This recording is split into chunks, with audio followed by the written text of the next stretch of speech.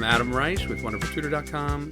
Today I'd like to take a look at differences of squares. It's kind of sneaking around all over the place on the SAT and the ACT, and if you don't know it, sometimes it'll mean the whole problem's wrong, or it might just take you forever to solve it. So let's get that down now, today, and it'll help you in the future, like, tremendously. First, what I want to talk about is basic factoring, something that when you're first getting started can be kind of tricky or difficult, right?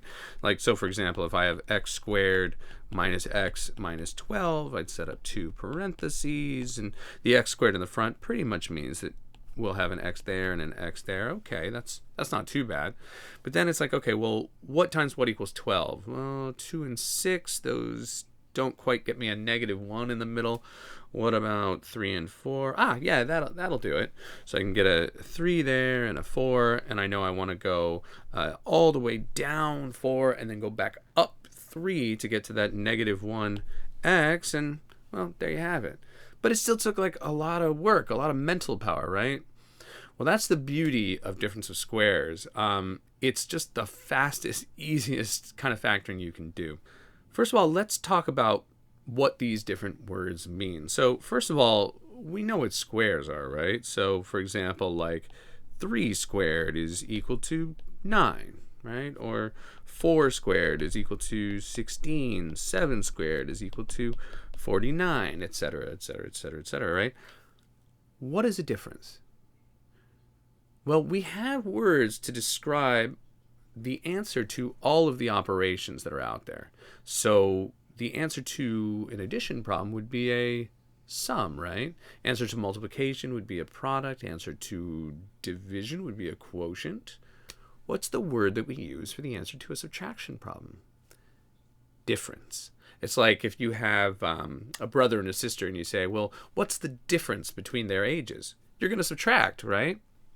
So when we're talking about difference of squares, that is exactly what we want to see. We want to see a subtraction of two different squares.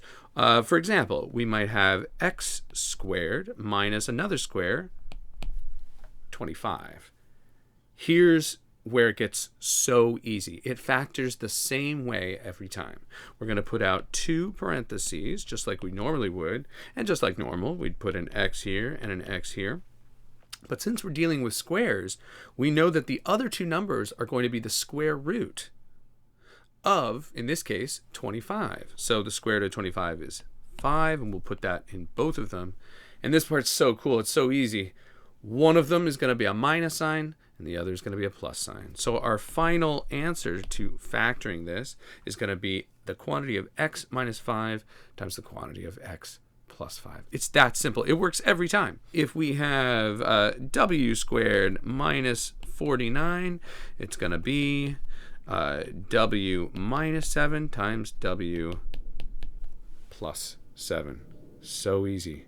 So I want you to spot that difference of squares in every problem that you possibly can. All right? How does it work in reverse? Well, anytime we have something like, z minus 9 times z plus 9, we're just going to multiply the variables at the beginning. So that'll get us z squared. We're going to multiply the 9s at the end. That'll get us 81. And since clearly the pattern is difference of squares, it's going to be a difference or a minus sign. So our final answer to this problem is going to be z squared minus 81. That is how you do difference of squares. I really hope that helps you in the future. I can't tell you how much it comes up on these crazy tests. All right. That's it for today. My name is Adam Reich. I'm with WonderfulTutor.com, and I will see you in the next episode.